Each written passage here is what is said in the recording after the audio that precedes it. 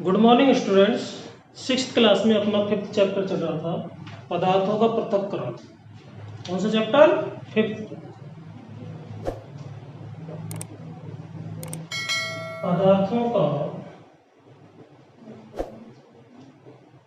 पृथक्करण।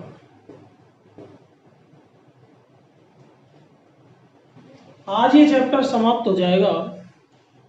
पदार्थों के पृथक्करण की क्या आवश्यकता है ये हमने देखा कि जब एक से ज्यादा पदार्थ आपस में मिल जाते हैं तो उनको अलग अलग करना जरूरी होता है।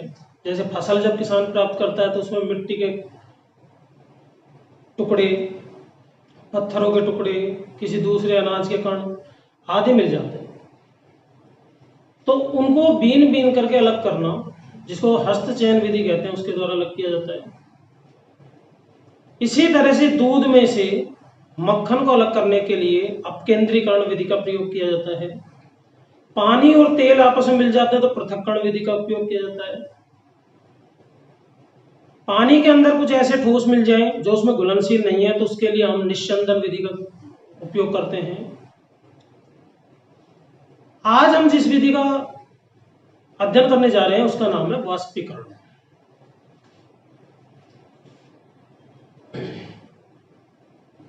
वाष्पीकरण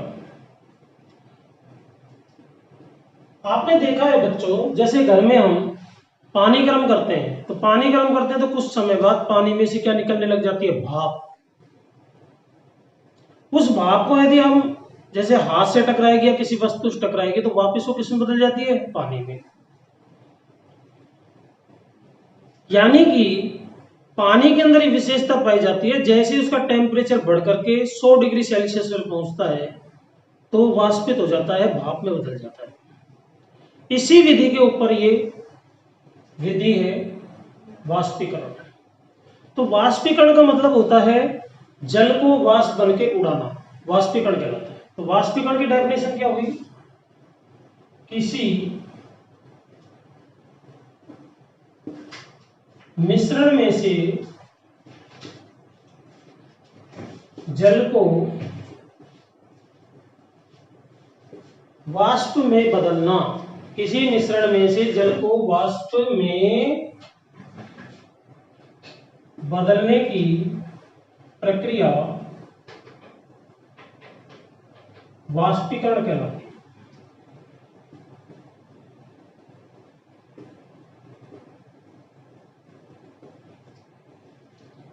अब हम इसका एक उदाहरण लेते हैं। जैसे मान लीजिए पानी में नमक घुल गया, चीनी घुल गई, तो आप उन दोनों को कैसे पृथक करोगे? तो इसके लिए क्या प्रोसेस है वो देखते हैं। यहां पर ये बीकर लिया,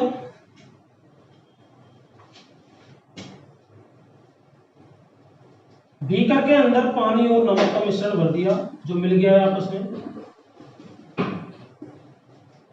क्या है ये? पानी प्लस नमक। अब हम इसमें से नमक को पृथक कैसे कर सकते हैं? तो इसका एक एक्सपेरिमेंट है, प्रयोग है जो हम यहाँ पर करने जा रहे हैं। हमने एक बीकर में मिश्रण भर लिया पानी और नमक का मिलाकर, इसको हमने बर्नर पर रख दिया। ये तिपाया है जिस पे रख के बीकर को गर्म करते हैं। डायरेक्ट तो गर्म कर नहीं सकते इसको, क्योंकि कांच का होता है, टूट जाएगा। इस तरह से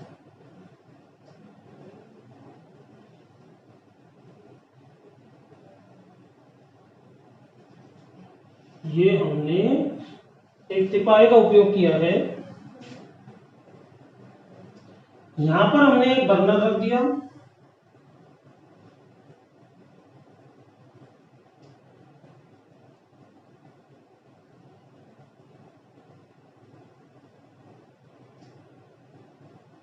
ये से लो निकल रही है, फ्लेम ज्वाला निकल रही है, ठीक है। अब हम इसको गर्म करते जाते हैं। गर्म करने पर क्या होगा? जैसे टेम्परेचर 100 डिग्री सेल्सियस पहुंचेगा, कितना? 100 डिग्री सेल्सियस, तो जल जो है वो किसमें बदल जाएगा? भाप में,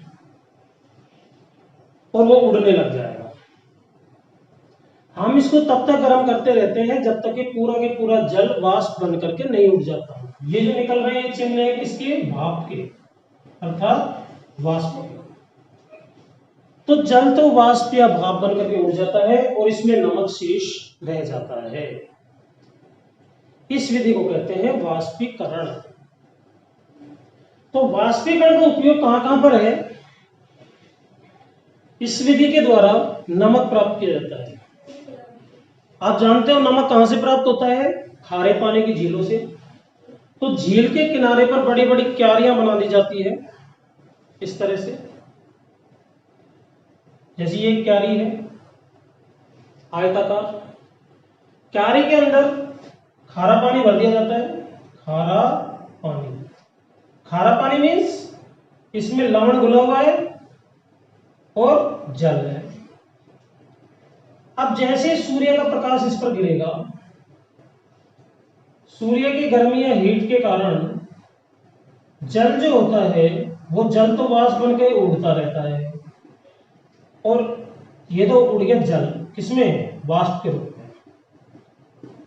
क्यारी में शेष बच जाता है लवण। कैसा है लवण? ये अशुद्ध। अभी आप इसको रसोई घर में उपयोग में नहीं ले सकते।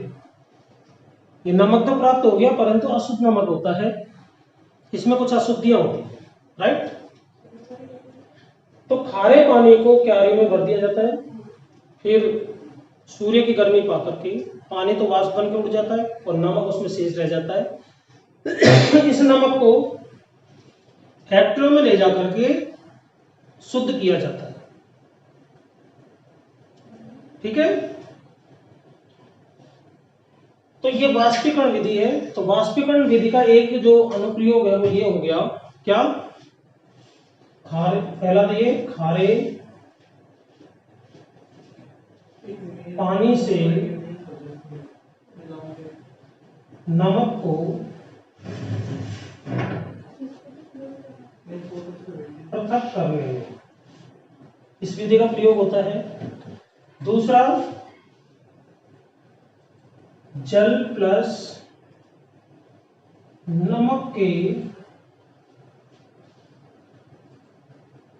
पृथक्करण में, इसमें भी इसका प्रयोग किया जाता है। इसी तरह से डाई को भी अलग कर सकते हो आप। काली स्याही जो होती है उसमें डाई या रंग होता है, डाई को पृथक करने में, ठीक है। तो ये वाष्पीकरण विधि है, समझ में आ गया होगा। पुनः एक बार देखें, किसी भी मिश्रण में से जल को वाष्प में बदलने की प्रक्रिया वाष्पीकरण कहलाती है, क्योंकि जल जो होता है 100 डिग्री सेल्सियस पर किस में बदल जाता है? भाप या वाष्प में बदल जाता है, ठीक है। तो यहाँ पर हमने एक एक्सपेरिमेंट देखा, पानी में नमक मिल गया है, तो आप उसको कैसे पृथक करोगे? एक बीकर लेते हैं, दो बीकर के अंदर मिश्रण भर देते हैं और उस मिश्रण को बर्नर से क्या करते हैं? गर्म करते हैं। गर्म करने पर जो पानी होता है वो तो वाष्प में बदल करके उड़ जाता है और नमक इसमें शेष रह जाता है। इसका प्रयोग सबसे ज्यादा जो इसका अनुप्रयोग है वो ये है कि खारे पानी से नमक को प्राप्त करने में इसका उपयोग किया जाता है। कैसे करते हैं? खारे पानी की झीलें होती है, उसके आसपास क्यारियां बना देते हैं आयताकार। क्यारियों में खारा पानी भर दिया जाता है। पानी जो होता है वो सूर्य की ऊष्मा पाकर के वाष्प में बदल जाता है, भाप में बदल जाता है, उड़ जाता है और नमक उसके अंदर शेष बच जाता है। इस नमक को शुद्ध करके फिर थैलियों में पैक करके हमारे घरों तक पहुंचाया जाता है, राइट। इसी के साथ ये चैप्टर समाप्त हो गया। कल इसका होमवर्क सेंड कर देंगे आपको, तो वो आपको करना है। Thank you very much.